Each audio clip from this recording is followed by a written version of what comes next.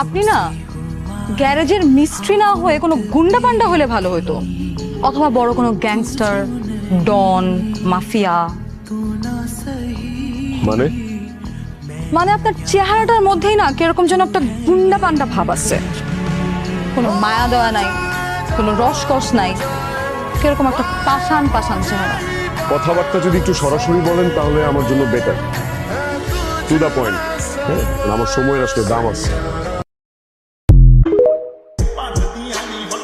সারাদিন থাকো মেয়ে নিয়ে বিজি, আবার ফেসবুকে স্ট্যাটাস দাও নতুন বছরে নাকি নতুন রূপ দেখাবে।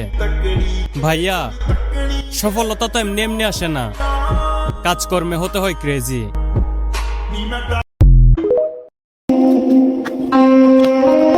কর্ম করতে করতে বড় হইছি, সফলতা কি এত সোজা? পুরুষ মানুষ কর্ম না করলে পরিবারের কাছেও একটা বোঝা।